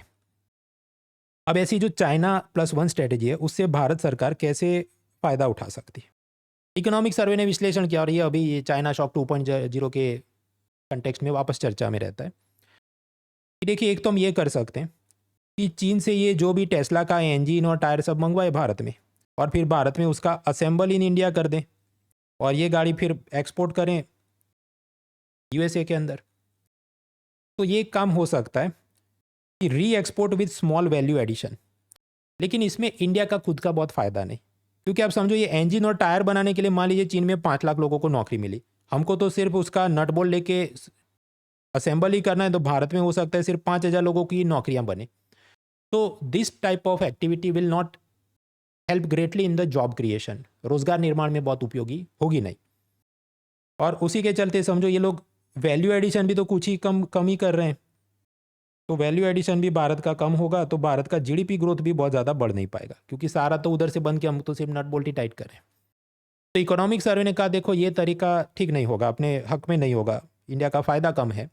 हमने ये करना चाहिए कि चाइना की जो भी इलेक्ट्रिक व्हीकल कंपनी है या ये टेस्ला वगैरह जो भी दूसरे लोग हैं, उनको कहा जाए कि तुम भारत की फैक्ट्रियों में या भारत में आके एफडीआई इन्वेस्टमेंट करो कि मान लीजिए टाटा मोटर्स हैं, उसमें ये चाइनीज़ कंपनी एफडीआई करके 5149 कुछ जॉइंट वेंचर करे और चाइना का गाड़ियाँ भी भारत के अंदर बनाया जाए। तो सिमिलरली हाउ कि ये टाटा कंपनी आईफोन भी मैन्युफैक्चर करने का या Tata company Starbucks coffee store भी चलाने का काम करती है। अगर ऐसा कुछ करेंगे तो भारत में ज़्यादा जॉब्स और स्टेबल जीडीपी ग्रोथ आ सकता है और उससे एक्सपोर्ट भी बढ़ेगा। तो हमने चाइना से एफडीआई को आकर्षित करना चाहिए, ऐसा इकोनॉमिक सर्वे का सुझाव है। लेकिन फाइनेंस मिनिस्टर इससे सहमत नहीं है। उनका क्या कहना है कि India to retain investment curbs on the border nations, हम तो छूट नहीं देंगे। पैरेलली भारत सरकार यूरोपियन यूनियन के साथ एफटीए फ्री ट्रेड अग्रीमेंट मुक्त व्यापार समझौता उसका नेगोशिएशन काफ़ी सालों से चल रहा है कि उनके माल सामान पे हम 0% टैक्स लगाएं, हमारे माल सामान पे वो लोग 0% टैक्स लगाएं। अब यूरोपियन यूनियन क्या कहता है कि ये तो सब ठीक है, अपन तुमने हमारी डेयरी से सेक्टर के लिए भी ओपन अप करना पड़ेगा। हमारा जो भी डेनमार्क या किधर से मिल्क प्रोडक्ट्स आए तो उस पर कोई टैक्स मत लगाना। तो भारत सरकार मना करे कि नहीं ये तो हमसे नहीं होगा, वरना हमारे अमूल और भारत के डेयरी फार्मर वो सब मर जाएंगे। अब ये इसमें मतलब अटक गया है मामला।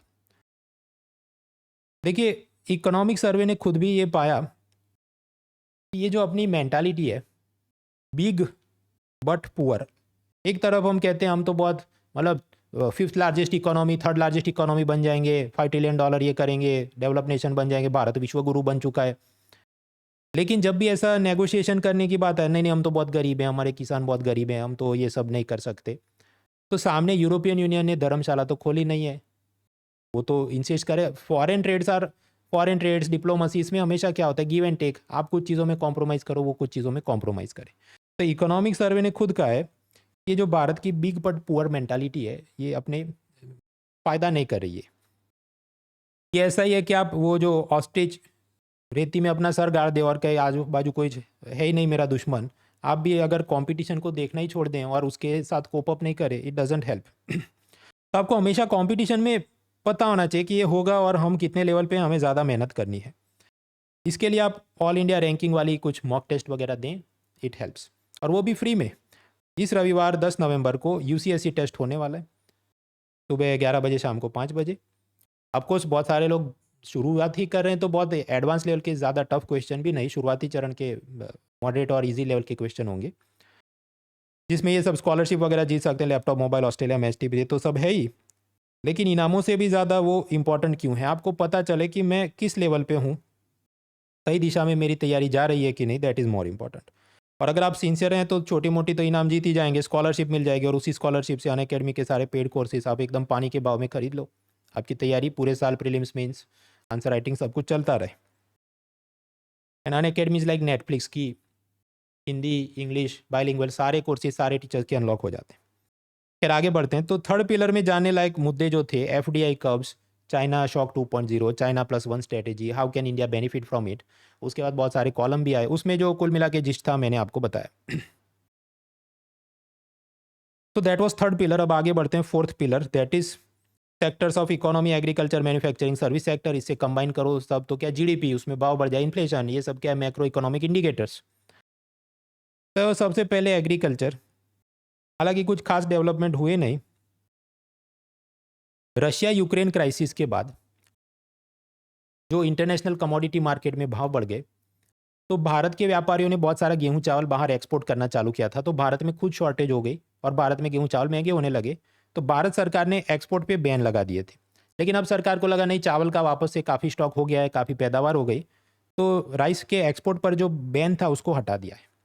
अब ये सब क्या बॉल बाय बॉल कॉमेंट्री है, बहती धारा, इसमें नहीं पढ़ना है, क्योंकि इकोनॉमिक सर्वे आएगा फिर जनवरी 31 को, उसमें पूरे साल का ये सब डेटा और एग्रीकल्चर इन्फ्लेशन और वो सारी बात होगी, तब उसको फ्री सीरीज में हम लोग देख लेंगे। उसी तरह एक साथी पोर्टल बनाया कुछ, जिससे क्वालिटी सीड्स की भारत में अवेलेबिलिटी और उसको ट्रैक करके अवेलेबल किया जा सके, बीजारोपण के लिए अच्छे बीज मिले तो किसान की मदद, ये साथी पोर्टल है। इसमें भी मैं बहुत ज़्यादा लोड नहीं लूँगा, क्योंकि अगर आप PYQ देखें तो लगभग इन्होंने ऐसा एग्रीकल्चर के मोबाइल ऐप्स और पोर्टल 500 जात के बनाए हैं, कोई PYQ मुझे तो दिखा नहीं, शायद एक आध रैंडमली कुछ साल पहले आया हो। तो poor cost benefit on preparing all this apps and portals for agriculture, हालांकि मेंस में काम का है, मेंस के अंदर आप जानते हैं मेंस पेपर 3 में एक मुद्दा e technology in the aid of farmers, तो थोड़ी बहुत समझ होनी चाहिए। लेकिन उसमें भी आप समझो आपको ये याद रहा नहीं रहा तो कुछ लूट तो जाने वाला है नहीं, और भी तो 5 चीज़ें याद होंगी ना, वो लिखोगे तो। Means does not require to have एकदम शार्प, एकदम माइक्रोस्कोपिक सारा सब रट के जाना है। मैन्युफैक्चरिंग सर्विस सेक्टर खास मतलब डेवलपमेंट दिखे नहीं। कुछ सर्वे आए थे, एनुअल सर्वे ऑफ इंडस्ट्री, और इंडस्ट्रियल सेक्टर बहुत ग्रो कर रहा है, लेकिन वो बेहतीदार है। अगले साल इकोनॉमिक सर्वे में आएगा, हम देखेंगे।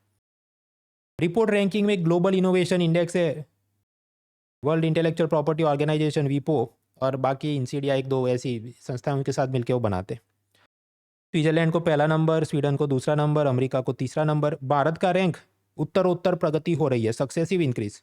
पहले 48 था, 46 बोल के अभी हम लोग 39th रैंक पे 2024 में आ गए हैं। ये बात हुई। और भी छोटी मोटी चीज़ होगी, वो उस वक्त देखेंगे फ्री सीरीज में या मंथली मैगजीन में, आप देख लेना। फिर बात आती है जीडीपी की। समझो एग्रीकल्चर, मैन्युफैक्चरिंग, सर्विस सेक्टर के अंदर कुल मिला के एक देश के अंदर the market value of all the goods and services produced in a single year, उसे कहते हैं ग्रॉस डोमेस्टिक प्रोडक्ट, सकल घरेलू उत्पाद। तो उसकी बेहती दार है, उसमें हम नहीं पढ़ेंगे। India to become third largest economy by 2027, manufacturing industry job growth है 12 year high, industrial sector is growing at fast pace. भाई ये सब रिपोर्ट, इंडेक्स, ये सब आते रहते, उसमें लोड नहीं लेना है। अगले साल इकोनॉमिक सर्वे आएगा, उसमें ये सब होगा, और मेरी फ्री सीरीज में हम लोग देख लेंगे। तो ये सब में हम दिमाग खर्च नहीं करें। तो fourth pillar sectors of economies done. अभी फिफ्थ पिलर इंफ्रास्ट्रक्चर। देखिए इंफ्रास्ट्रक्चर में थोड़े ज़्यादा अपडेट आए। एनर्जी, ट्रांसपोर्ट और कम्युनिकेशन सेक्टर का इंफ्रास्ट्रक्चर, उसमें कुछ नई नई चीज़ें आई हैं, उसको समझते हैं। Google company nuclear power plant खरीदने की फिराक में है। ऐसा क्यों? क्योंकि उनका ये जो जेमिनी और एआई सर्वर सब चलाते हैं, उसमें बहुत ज़्यादा बिल आता है। तो खरीद के बिजली करेंगे, उससे अच्छा कि खुद ही बनाना चालू करें, और वो भी न्यूक्लियर वाली, ताकि वो शाश्वत चलती रहे। समझो सोलर और विंड में क्या, अगर रात में पवन कम हो गया, सौर ऊर्जा नहीं है, तो तकलीफ हो जाए, तो न्यूक्लियर वाला चाहिए 24/7। एआई सर्वर में क्या इतना सब बिजली खाता है? जवाब है हाँ। इकोनॉमिक सर्वे ने भी इसका जिक्र किया था। मान लीजिए मैं सर्च करूं कि ओडिशा का कैपिटल राजधानी क्या है, मैं गूगल पे सर्च करूंगा, मतलब उसका जो ट्रेडिशनल वेबसाइट पे, तो मान लो उसका सर्वर जितनी बिजली खाएगा 1 यूनिट है। लेकिन अगर मैं चैट जीपीटी को सेम सवाल पूछूं कि what is the capital of Odisha, तो वो 10 गुना ज़्यादा बिजली खाएगा, क्योंकि उसको क्या पूरा डेटाबेस सर्च करके रिट्रीव करने का वो इतना एफिशिएंट नहीं। तो single search results into 10 times more electricity consumption for those servers. और क्योंकि ये सारे लोग जनरेटिव एआई और ये सब में लगा रहे हैं, तो it is requiring them, all this companies, कि हमें अपना खुद का न्यूक्लियर पावर प्लांट अब तो खरीदना पड़े। तो दैट इज़ वन थिंग। अभी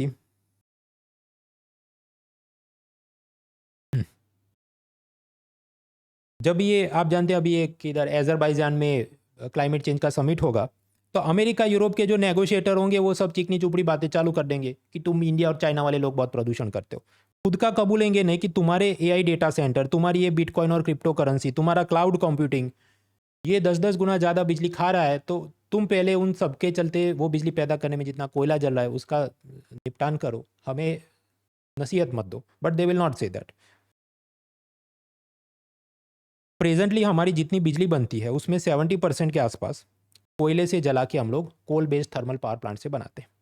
भारत सरकार ने कुछ कस्में खाई हैं कि 2030 तक 500 गीगावाट हम लोग रिन्यूएबल एनर्जी से, सोलर विंड वगैरह से करेंगे, और धीरे धीरे ये सब कोयला है उसको फेज आउट करने की अपनी मुहिम रहेगी। नेट जीरो एमिशन वाली इकोनॉमी बनाएंगे। लेकिन ये सब करने के लिए एक इंटरनेशनल थिंक टैंक है आई फॉरेस्ट या कुछ, उन्होंने कैलकुलेट किया कि भारत को $1 ट्रिलियन चाहिए होंगे। क्योंकि कोयले को आप बंद कर देंगे तो कोयला माइनर्स, खदान में काम करने वाले मजदूर, थर्मल पावर प्लांट में काम करने वाले मजदूर, उन सब का विस्थापन करना होगा, रिहेबिलिटेशन करना होगा। फिर के बहुत सारे प्रॉब्लम्स हैं, दैट रिक्वायर्स $1 ट्रिलियन। तो वो देगा कौन? कौन देगा? आपको क्या लगता है? ये UNFCCC की COP29 जो अजरबैजान के बाकू में होगी, ये वाला देश, आपको लगता है वो पैसा देंगे? I don't think so. पर ये मतलब दैट इज़ द चैलेंज। खैर वो मेंस का मुद्दा ज़्यादा बनता है। और ये जो अजरबैजान में समिट होगी क्लाइमेट चेंज की, अब समझो अभी नवंबर में होने वाली है कुछ दिनों में, इसमें भी रोज़ छाती नहीं पीटनी है। 10 दिन वो मान लो 5-10 दिन चले तो रोज़ द हिंदू आर्टिकल लिखें तो रोज़ नहीं पढ़ना है। उसको ख़त्म होने दो, फिर फाइनल जो अग्रीमेंट या आउटपुट आएगा तो मंथली मैगजीन वाले बनाए कि ये 10 मुद्दे थे तब कर देना है। स्मार्ट वर्क करो। आगे, न्यूक्लियर एनर्जी। न्यूक्लियर एनर्जी की काम कौन कर सकता है? भारत में एटॉमिक एनर्जी एक्ट है, उसमें 1987 में कुछ सुधार किए थे कि केवल भारत सरकार ही न्यूक्लियर एनर्जी का सब मैन्युफैक्चरिंग, सेलिंग वगैरह कर सकती है। और भारत सरकार का मतलब क्या? देखिए, प्राइम मिनिस्टर के नीचे सीधा एक डिपार्टमेंट है, डिपार्टमेंट ऑफ एटॉमिक एनर्जी, और उसके नीचे एक सरकारी कंपनी है, nuclear power corporation of India, NPCIL। तो ये दो जने ही सारे काम कर सकते हैं। रिलायंस अदानी का हमको दे दो तो उनको नहीं मिल सकता, क्योंकि कानून में लिखा है कि सिर्फ सरकार कर सकती। लेकिन ये जो नया बजट इलेक्शन के बाद जुलाई में आया था, उसमें इन्होंने क्या किया कि we will encourage private sector entry, Bharat small reactors, Bharat modular reactors, ये सब का है। मॉड्यूलर रिएक्टर मतलब क्या कि जैसे अपनी असेंबल्ड डेस्कटॉप PC होता है, तो उसमें क्या CPU है, ग्राफिक्स कार्ड है, हार्ड डिस्क है। आपके मुझे इसमें और फीचर चाहिए तो 3 हार्ड डिस्क लगा सकते हैं, 2 ग्राफिक्स कार्ड लगा सकते हैं। तो ये सब क्या मॉड्यूलर सिस्टम है। तो मॉड्यूलर न्यूक्लियर पावर प्लांट भी कैसा होगा कि पहले इतने बॉक्स हैं, फिर 2-4 उसके और जोड़ दो तो और बड़ा उत्पादन हो सके, उसको एक जगह से दूसरी जगह शिफ्ट किया जा सके, ऐसी सुविधा वाला कुछ करेंगे। वो साइंस के आप कोर्सेज में देखना। तो ये सब एनकरेज करेंगे प्राइवेट सेक्टर की एंट्री के साथ। तो ये सब कॉलमनिस्ट का ये कहना है कि भाई कानून तो आपने सुधारा है नहीं, तो आप कैसे प्राइवेट सेक्टर को अलाउ करेंगे? और दूसरा, ये कानून सुधारने जाएंगे तो भी तकलीफ हो जाएगी, क्योंकि तमिलनाडु, महाराष्ट्र वगैरह के अंदर जो पावर प्लांट बन रहे हैं या बनाने वाले, जैतापुर एंड कुदनकुलम वगैरह, उसमें प्रचंड विरोध होता है। और ऑपोजिशन पार्टी और उनका जो माहौल बने, शायद लोकसभा में पास कर दे, राज्यसभा में आपकी इतने सीट्स हैं कि नहीं, ये सबको देखते हुए मतलब क्रिटिक्स को, कॉलमनिस्ट को लगता है कि ये आपने बोलापन असल में हो नहीं पाएगा, private sector entry in the nuclear energy. Energy में ये मुद्दे थे। अभी दूसरा है transportation. Just a minute. Highway ministry ने हम सफ़र पॉलिसी लॉन्च की है। वो ऐसा कि हाईवे पे आपको ये सब ढाबा, रेस्टोरेंट में अच्छी क्वालिटी का सेफ खाना मिले, रेस्टरूम की, एम्बुलेंस की सुविधा हो, बहुत क्रिटिकल एक्सीडेंट हो गया तो हेलीपैड की भी कुछ सुविधा हो, वहाँ से आपका तुरंत एयर एम्बुलेंस टाइप का फैसिलिटी बने। ये सब हम करेंगे, जिसको कहा गया वे साइड अमेनिटीज़, और ऐसी हमसफ़र पॉलिसी हाईवे मिनिस्ट्री ने बनाई है। तो एक लाइन में याद रखना है, उससे ज़्यादा तो मुझे ये काम का लगता नहीं। रेलवे में आपको टिकट बुक करने पहले 120 दिन पहले आप टिकट बुक कर सकते थे, अब इसको कम करके 60 डेज़ के लिए किया है। ये प्रीलिम्स के लिए काम का नहीं है, क्योंकि अपने IAS प्रीलिम में आप देखो, वैसे भी रेलवे और रेलवे बजट का लगभग पूछते नहीं। CDS CAPF में वगैरह कुछ पूछे तो वंदे भारत ट्रेन का क्या नाम है और क्या स्पीड है, ऐसी सब चीज़ें आती हैं, नॉट ग्रेटली इंपॉर्टेंट। तो तुम बता क्यों रहे हो? उसमें मेंस पेपर 4 एथिक्स, उसमें एक मुद्दा है dilemmas of the public organisations. देखिए, 120 दिन पहले से आप रेलवे वाले टिकट बेच दें तो रेलवे का फ़ायदा है, क्योंकि वो चढ़ेगा 120 दिन बाद ट्रेन में, तो तब तक इन्होंने, अगर रेलवे ने बैंक में पैसा रखा तो ब्याज कमाता रहेगा ना, तो फ़ायदा तो है। तो फिर उन्होंने क्यों टिकट विंडो शॉर्ट कर दिया? क्योंकि उनको पता चला इसमें दिक्कतें ज़्यादा आ रही हैं। 120 दिन पहले जो लोग टिकट बुक करते हैं, कई बार उनको बाद में प्लान चेंज हो जाता है, तो आते नहीं हैं या रिफ़ंड मांगते हैं। चलिए रिफ़ंड की बात छोड़िए, मतलब दे दिया ठीक है, आते नहीं हैं, उससे नए कॉम्प्लिकेशंस होते हैं। वो नहीं आएगा मतलब कि वो सीट खाली रहेगी, और खाली सीट में फिर रेलवे के जो स्टाफ वाले टिकट चेकर होते हैं, वो रिश्वत ले लेके किसी और को बिठा देते हैं। कि मान लो किसी के पास 3rd क्लास का टिकट है और फर्स्ट क्लास AC वाला नहीं आया, तो इससे थोड़ा और पैसा लेके इधर बिठा देंगे, और सरकार को रेवेन्यू लॉस होता है। तीसरा प्रॉब्लम ये है कि 120 दिन पहले से टिकट बुक हो सकता है, तो बहुत सारे ये जो बदमाश लोग होते हैं, टाउट्स, वो बल्क में बहुत सारे टिकट बुक कर देंगे, फिर ये सोच के साथ अच्छा बाद में रिफंड लेना होगा तो भी तो ले सकते हैं ना, और फिर वो आर्टिफिशियल शॉर्टेज क्रिएट करेंगे और ब्लैक मार्केटिंग करेंगे। आपके ऊपर रेलवे में तो आप टिकट भी तो वो TT चेक करेगा ना, कुछ आपका आधार कार्ड या कुछ, लेकिन उसमें भी उनका सब सांठ-गांठ हो, इसके चलते वो मतलब इट ए पैरेलल इकोनॉमी एक पूरी चल रही है उनकी, 2 नंबर के काम करने के लिए। इसलिए रेलवे ने सोचा कि एडवांस बुकिंग विंडो 120 डेज़ का न रखते हुए 60 डेज़ का ही रखें। तो दिस इज अ डायलेमा, ज़्यादा रखते तो ज़्यादा टाइम के लिए पैसा अपने हाथ में होता, अब कम रखा तो कम रहेगा। रेलवे मंत्रालय में कुछ ऑफिसर ऐसा मानते हैं कि नहीं, हमें तो 1 साल पहले से भी अलाउ कर देना चाहिए, एंड दैट इज़ अलाउड, पर वो क्या, सिर्फ फॉरेनर्स के लिए। फॉरेनर्स के लिए ये जो एकदम रॉयल वो राजस्थान और कर्नाटक की एक्सप्रेस ट्रेन से अलग जात की उसमें ये है पैलेस ऑन व्हील्स वगैरह में कि एक साल पहले से भी बुकिंग हो सके, क्योंकि फॉरेनर्स के ट्रैवल प्लान अलग चलते हैं। पूरे रेलवे के लिए करना चाहिए कि नहीं, that is the dilemma of the public organisation. खैर आगे बढ़ते हैं। इससे हमें ये भी समझ में मिलता है कि railway is a specialist job. उसमें जो हैं उनका अलग से फाइनेंस, अकाउंटेंसी, लॉजिस्टिक, ट्रांसपोर्टेशन की समझ होनी चाहिए। आईएएस जो कि जर्नलिस्ट होता है वो ये सारी चीज़ में उसका इतना ही इक्विप्ड हो ज़रूरी नहीं है। और रेलवे का खुद का ऑफिसर जिसने मान लो उसमें 15-20 साल नौकरी की, उसको पता होता है कौन सी सीज़न में क्या चल रहा है वगैरह। तो परमानेंटली उसने एक ही डिपार्टमेंट में नौकरी की, he is more capable of thinking about this. IAS का समझो क्या होता है, 3 साल हेल्थ डिपार्टमेंट में है, 3 साल होम मिनिस्ट्री में है, 3 साल कम्युनिकेशन मिनिस्ट्री में, तो उसको इतनी समझ नहीं आए। इसलिए कुछ डिपार्टमेंट ऐसे होते हैं जहाँ पर specialist officers are better suited. इसलिए आप पाएंगे रेलवे की अलग अलग एग्जाम और सर्विसेज होती। मर्जर की भी बात थी, वो सब अलग मुद्दे हैं, कभी देखेंगे। ट्रांसपोर्ट के बाद कम्युनिकेशन। कम्युनिकेशन में क्या है कि देखिए एक सैटेलाइट है, अब उसकी सारी ये जो किरण निकलती होगी 4G 5G वगैरह, वो है स्पेक्ट्रम। अब रिलायंस कंपनी सरकार से लाइसेंस ले ले, फिर अपने टावर बिछा दे और हमको महंगे वाले प्लान बेचे। तो ये सरकार से समझो इन्होंने एक प्रकार से किराए पे ये सब चीज़ ली है, स्पेक्ट्रम। जस्ट हाँ, तो मैं आपको बता रहा था कि जियो, एयरटेल वगैरह भारत सरकार से ये स्पेक्ट्रम की सारी एक्सेस लाइसेंस वगैरह खरीदेंगे। अब ये 4G 5G जो भी पहले खरीदते थे उनको 20 साल के लिए वो बैंडविथ और वो सब एक्सेस दी जाती थी, जिसे हम कहें स्पेक्ट्रम लीज टेन्योर। अब सरकार ने सोचा कि 20 साल नहीं 10 साल के लिए इनको देते हैं, ताकि फ़ायदा क्या हो, 10 साल बाद ये हट के दूसरे को हम बेचेंगे ना तो हमें दूसरा पैसा मिले। अब इस पे कंपनियों का ये कहना है कि ठीक है 20 साल की जगह आप 10 साल के लिए एक्सेस दे रहे हो हमें, या प्लॉट हमको वो इस्तेमाल करने के लिए देख रहे हैं। ऐसा आप विजुलाइज करो कि ज़मीन का एक प्लॉट आपको 20 साल पहले दिया था, अब बोले नहीं 20-20 साल में नहीं 10-10 साल में देंगे। तो फिर भाव भी और रेंट भी तो कम करो ना उसका। कम समय के लिए आप हमें एक्सेस दे रहे हैं तो उसका रेंट कम होना चाहिए। लेकिन सरकार ने नहीं, पैसा तो उतना ही लगेगा, तुमको कम समय के लिए मिलेगा। तो दैट इज़ अ डायलेमा चल रही है। फिर स्पेक्ट्रम एलोकेशन। देखिए 3G 4G 5G वगैरह की जो स्पेक्ट्रम है वो नीलामी से बेची जाती है।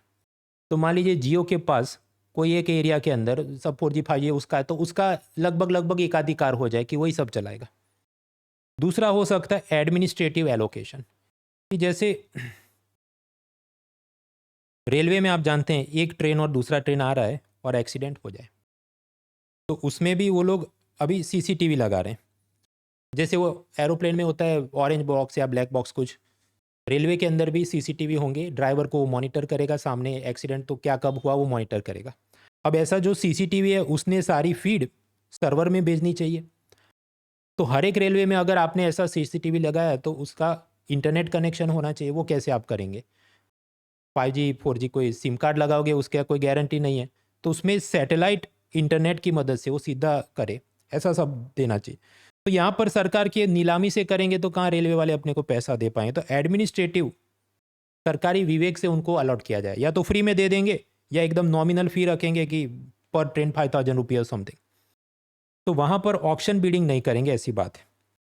तो ये जो सैटेलाइट इंटरनेट है, उसी तरह मिलिट्री के यूज़ के लिए, रिसर्च डेवलपमेंट के लिए, उस प्रकार के जो भी स्पेक्ट्रम एलोकेशन है, सरकार ने कहा उसमें ऑक्शन नहीं करेंगे, नीलामी नहीं करेंगे। एडमिनिस्ट्रेटिव मतलब सरकारी विवेक से हम कंपनियों को या किसी को देंगे, उस पर सरकार तय करेगी कि कितने भाव पे कितने रेंट पे देना है। अभी जो सैटेलाइट इंटरनेट होता है, जैसे वो इलॉन मस्क का स्टारलिंक, कि जैसे आप अपने, तो मित्रों across the world satellite internet जो होता है, जैसे इलॉन मस्क का स्टारलिंक, कि आप उसका वो जो भी डिश एंटेना खरीद लो और अपनी गाड़ी पे अपने घर के ऊपर लगा दो और सीधा सैटेलाइट से इंटरनेट पकड़ लेगा, just like this dish TV, Tata sky जो आपका टीवी चैनल चलाते हैं। अक्रॉस द वर्ल्ड इस टाइप की जो स्पेक्ट्रम है, इसका अलॉटमेंट एडमिनिस्ट्रेटिव डिस्क्रिप्शन से किया जाता है, उसमें नीलामी नहीं होती। तो इलॉन मस्क का ये कहना है कि भारत में भी आप एडमिनिस्ट्रेटिव एलोकेशन करो सैटेलाइट इंटरनेट स्पेक्ट्रम का। रिलायंस कंपनी का ये कहना है नहीं, इसका ऑक्शन या बीडिंग करो, ताकि क्या उसमें भी वही गेम खेला जा सके कि रिलायंस सारी स्पेक्ट्रम खरीद ले उसकी, और फिर उसकी एक प्रकार से मोनोपोली हो जाए। लेकिन सरकार ने इस बार रिलायंस का पक्ष नहीं लिया। सरकार ने कहा कि हम लोग एडमिनिस्ट्रेटिव एलोकेशन करेंगे। ये भी dilemmas of the public organisation. फिर क्योंकि एआई का ज़माना है तो ministry of electronics and IT उसने सोचा जो भी 2-5 हज़ार एआई वाले सर्वर कंप्यूटर हमको खरीदने हैं, लेकिन उन्होंने जो प्रोक्योरमेंट की शर्तें रखी होगी कि हमें ये मान लो 5,000 सर्वर खरीदने हैं या ग्राफिक्स कार्ड या कुछ खरीदना है, कौन सी कंपनियां सरकारी टेंडर में अप्लाई कर सकती है। मान लीजिए उसने पहले ये लिखा हो कि कम से कम 5,000 का हमें जो सीपीयू सप्लाई कर सके, जिस कंपनी का 15 साल का एक्सपीरियंस हो, जिस कंपनी का 5,000 करोड़ का टर्नओवर हो, ऐसी दमदार कंपनियां ही हमें कांटेक्ट करें। तो जब आप ऐसा करेंगे तो गिन चुन के इंटेल या एनवीडिया 2 कंपनी बचती है, और उसमें भी द हिंदू वगैरह की रिपोर्ट दे तो इंटेल तो उनसे गलती ये हुई कि ये जो एआई की रेस में अलग जात के ग्राफिक्स कार्ड, अलग जात के सीपीयू बनाने होते हैं, वो इंटेल ने ध्यान नहीं दिया, और एनवीडिया लगभग लगभग उसकी मोनोपोली हो गई है एआई के कंप्यूटर्स के ऊपर। तो फिर क्रिटिसिज्म चला कि भाई आपके जो प्रेजेंट प्रोक्योरमेंट नॉर्म्स है तो सिर्फ एनवीडिया ही अप्लाई कर सके, बाकी छोटी कंपनियों का तो कभी नंबर लगेगा ही नहीं, ये जो भी एएमडी ब्रोनिक्स वगैरह। तो सरकार ने फिर रियलाइज़ किया कि नहीं, हम टर्म्स कंडीशन थोड़े आसान करते हैं ताकि ये छोटी कंपनियां भी अप्लाई कर सके, स्टार्टअप कंपनियां भी अप्लाई कर सके।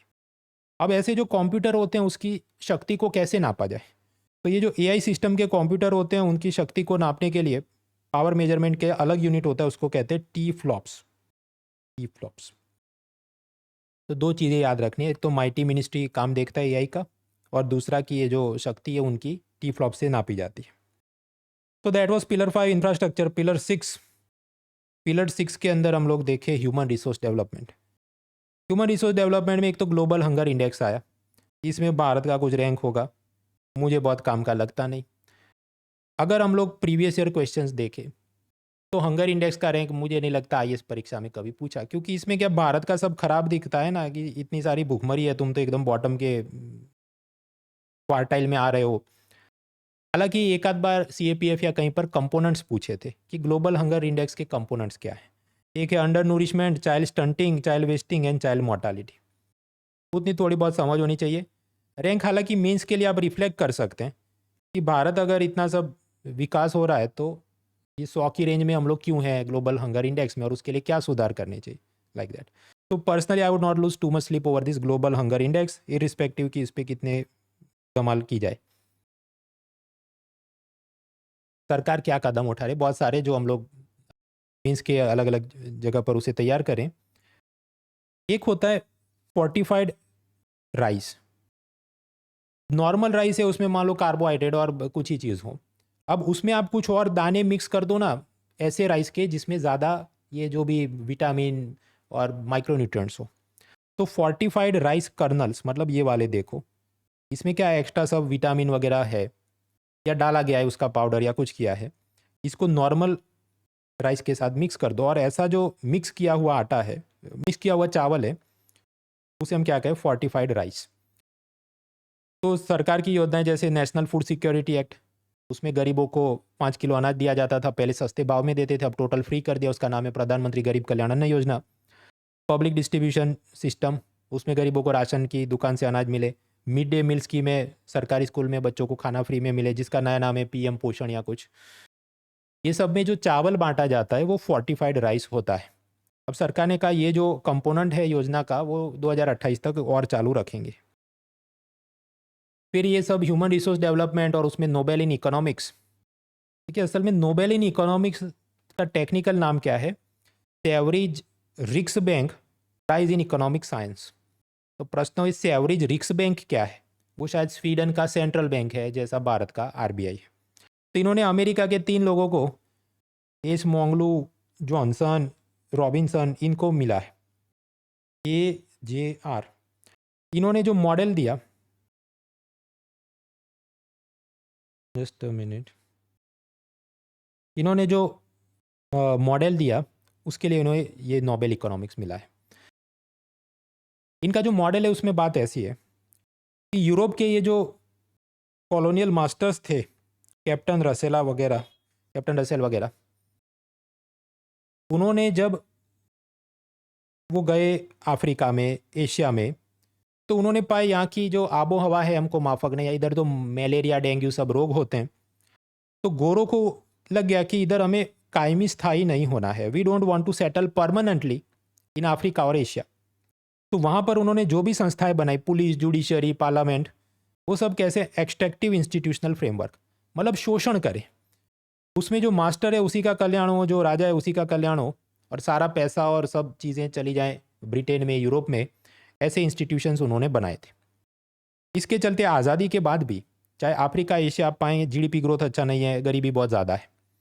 तो extractive institutional frameworks in Africa and Asia. लेकिन यही यूरोपियन कॉलोनियल मास्टर, जब ये लोग जाते हैं कनाडा में, अमेरिका में, उधर भी अपनी कॉलोनी बनाते हैं, वहाँ पर उन्होंने इंस्टीट्यूशंस बनाए, वो इंक्लूसिव इंस्टीट्यूशनल फ्रेमवर्क्स, सबका कल्याण हो, न्याय दिया जाए, ट्रांसपेरेंसी, अकाउंटेबिलिटी, ये सब। और उसके चलते उनका बहुत कल्याण हो गया, वहाँ पर ज़्यादा प्रॉस्पेरिटी है, खुशहाली है, तरक्की है। क्योंकि गोरों को वहाँ पर कायमी रहना था कि इधर जो ठंडी है, हवा है, तापमान है, हमको माफिक आता है, so we want to settle permanently in USA and Canada. ये थियरी के लिए नोबेल इकोनॉमिक्स मिला। हालांकि क्रिटिक्स इससे डिसएग्री करते हैं कि तुम्हारी ये जो थियरी है, इट इज़ ओवर सिंप्लीफिकेशन। असहमति क्यों है? पहला कि तुम्हारे लॉजिक पे फिर तो चीन में प्रॉस्पेरिटी कैसे है, जबकि चीन का पूरा मॉडल क्या है, एक्सट्रैक्टिव या एक्सप्लॉइटेशन वाला है, ना डेमोक्रेसी है, ना माइनॉरिटी राइट्स है। तो उधर तो खुशहाली नहीं होनी चाहिए, अपन है ना, ह्यूमन डेवलपमेंट इंडेक्स के हिसाब से देखो, ये सब में वो तो काफ़ी तरक्की कर चुके। दूसरा, अमेरिका का कोई बहुत इंक्लूसिव टाइप का इंस्टीट्यूशनल फ्रेमवर्क नहीं था। शुरुआत में उन्होंने ब्लैक्स को, वीमेन को, माइनॉरिटी को वोटिंग राइट्स नहीं दिए थे। सिर्फ प्लांटेशन ओनर और ये सब गोरे जो उनके कैपिटलिस्ट और मालिक थे, उनको ही सब मिला था। ब्रिटेन में आप बात करें तो ब्रिटेन में भी कोई इंक्लूसिविटी बहुत ज़्यादा नहीं थी। इंडस्ट्रियल रेवोल्यूशन जो पूरा उन्होंने किया है, वर्कर का एक्सप्लॉइटेशन, वहाँ पर भी महिलाओं का शोषण होता था, जो भी कॉटन टेक्सटाइल इंडस्ट्री में। तो ये जो मॉडल है कि inclusive institutions lead to prosperity, ये मॉडल करेक्ट नहीं है, हर जगह को एक्सप्लेन नहीं कर सकता है। असल में जहाँ पर खुशहाली आई, उसके बाद उन्होंने ये सब इंक्लूसिव किया है। एक कोई साउथ कोरियन मूवी थी मेरे ख्याल से, पैरासाइट, उसमें एक महिला गरीब है और वो काफ़ी मार्मिक व्यंग करती है कि देखो, अगर मैं भी बड़ी सेठानी होती तो मेरे घर में आता, मैं उसको अच्छा अच्छा खाना खिला के बहुत बड़ा दिल दिखाती ना, मेहमान नवाजी करती। मैं गरीब हूँ इसलिए ये कर नहीं सकती। सिमिलरली, क्योंकि इनके पास इन प्रॉस्पेरिटी है तो बहुत सारे काम हो सकते हैं। मतलब पहले पैसा आता है, उसके बाद इंक्लूसिविटी आती है, not the other way around, कि ऐसा कुछ क्रिटिक्स का बोलना है। खैर, ये सब निबंध और मेंस में लिखने के मुद्दे। ऐसे ढेर सारे और भी कॉलम्स आए। Can India escape middle income trap, क्योंकि फाइनेंस मिनिस्टर बोलने लगे थर्ड लार्जेस्ट इकोनॉमी 2027। फिर फाइनेंस मिनिस्टर बोलते हैं कि भारत के अंदर जो लिविंग स्टैंडर्ड्स हैं वो बहुत इंप्रूव हो जाएंगे, जीवन यापन का स्तर बहुत अच्छा हो जाएगा। ग्लोबल हंगर इंडेक्स में अपना रैंक खराब हुआ तो वापस उन्होंने सब कॉलम्स ने क्रिटिसाइज करना चालू किया। ये सब बहती धारा है। इकोनॉमिक सर्वे आने दो, तब हम इसको देखेंगे उसका क्या बोलना है। और उसमें ये इनके जो फाइंडिंग्स थे उसको वहाँ इनकॉर्पोरेट करके जो मेरे हैंडआउट बनेंगे विन 25 फ्री सीरीज होती है वो, उसमें हम देखेंगे। देखिए, कॉलम का कैसा है कि जब डेली आए तब पढ़ लेना चाहिए। अब आपने 30 दिन तक कॉलम पढ़ा नहीं, अब आपको याद है भाई तुम बता रहे तो ये काम का था, हम लोग सर्च करके पढ़ें, तो वो करने जाओगे, पुराने अखबार खोल के अब कॉलम पढ़ने जाओगे तो आपके नए काम रह जाएंगे। नया काम क्या है? सब्जी रोटी दाल चावल, history, geography, polity, economy, CSAT, इन सब पे ग्रिप बनाओ सारी एग्जाम्स के लिए, या even within UPSC cut off के करीब जाने के लिए पहले ये फाउंडेशन सब होना चाहिए आपका। उसके बाद उसके ऊपर आप बिल्डअप करते हैं, ये सब कॉलम पढ़ूँ और ये करूँ वो करूँ। तो हैबिट आप रखिए, डेली आप पढ़ो तो that is better, that is advise. मैं मना नहीं कर रहा, लेकिन अब नहीं पढ़ा तो पुराना जाके पढ़ने मत बैठो, वरना लंबे हो जाएंगे। लास्टली एक दो मुद्दे बचते हैं। डेमोग्राफिक चेंज, तमिलनाडु के सीएम, आंध्र प्रदेश के सीएम, उन्होंने ऐसी सलाह दी, ऐसे स्टेटमेंट दिए कि हमारे राज्य के जो कपल्स हैं, युगल हैं, उन्होंने ज़्यादा बच्चे पैदा करने चाहिए। ऐसा क्यों? क्योंकि एक तो डिलिमिटेशन, सीमांकन, मतलब ये एरिया के अंदर इतने डिस्ट्रिक्ट होंगे और इसकी ये एक पार्लियामेंट सीट होगी, या इधर अब आबादी बढ़ गई है तो यहाँ पर 2 पार्लियामेंट सीट होनी चाहिए इनको प्रोपोर्शनेटली रिप्रेजेंट करने के लिए। तो जो स्टेट में ज़्यादा आबादी होगी उसके ज़्यादा पार्लियामेंट सीट बनेंगे, तो हमें नुकसान हो जाएगा, ऐसा उनको डर है। और दूसरा, फाइनेंस कमीशन, वित्त आयोग, जैसे 15 फाइनेंस कमीशन ने जो पैसा दिया उसमें वो ये भी कंसिडर करते हैं कि जिस स्टेट की आबादी ज़्यादा है तो उसको ज़्यादा पैसा जाए। तो हमें अपने स्टेट के मतलब और अपने इंटरेस्ट को प्रोटेक्ट करें, ज़्यादा बच्चे पैदा करो, ऐसी वो सलाह दे रहे हैं। फिर एक मुद्दा चला सिल्वर डिविडेंड, मतलब बुजुर्गों से होने वाले आर्थिक और सामाजिक लाभ। कि बुजुर्ग आबादी है वो भी अगर काम करती रहे, मान लीजिए 60 की जगह हम रिटायरमेंट एज बढ़ा के 65 करे, तो वो 5 साल और काम करे और अपने देश के जीडीपी में 1.5% और तरक्की हो सके। ऐसी सब बातें, उसका मैं वीडियो या शॉर्ट बना चुका हूँ, देख लेना। बाकी अगले साल का जो Win25 सीरीज़ है उसमें हम इनकॉर्पोरेट करके पढ़ लेंगे। बाकी सब्जेक्ट के भी ऐसे जो मंथली अफेयर्स हैं, ये वाले लिंक पे आप पीडीएफ डाउनलोड कर लेना। तो कुल मिलाकर अपने 6 पिलर्स खत्म हुए। छोटे मोटे और भी मुद्दे थे, वो मुझे काम के नहीं लगे, या कि पुअर कॉस्ट बेनिफिट हो भी सकता है, वो पूछ भी ले, लेकिन मुझे लगा कि इतनी मेहनत उसमें लगाने का फ़ायदा कम दिखता है, प्रोबेबिलिटी कम दिखती है। खैर, इस रविवार को आसान टेस्ट होनी है, यूसीएससी टेस्ट, सुबह 11 बजे, शाम को 5 बजे। Do participate in it. आपके रैंकिंग स्कोर के हिसाब से laptop, mobile, Australia match trip, ये सब तो है ही, 50 करोड़ के कुल मिला के इनाम। और अब सिंसियर है तो छोटी मोटी स्कॉलरशिप तो मिल ही जाएगी। उसके बाद क्या, ये जो अनअकैडमी के कोर्सेज पानी के भाव पे खरीद लो और प्रीलिम मेंस की आपकी कॉम्प्रिहेंसिव तैयारी चालू रहे। और प्रश्न भी हमने कोशिश की है कि वो मीडियम मॉडरेट लेवल के हो, ऐसा नहीं कि फिर एकदम 3-4 अटेम्प्ट वाले उसको सॉल्व कर सके। जो नए लोग हैं, थोड़ा थोड़ा आपने पढ़ा है, तो भी आपको एक फाइटिंग चांस उसमें मिलेगा। Link is in the description. Let's crack it.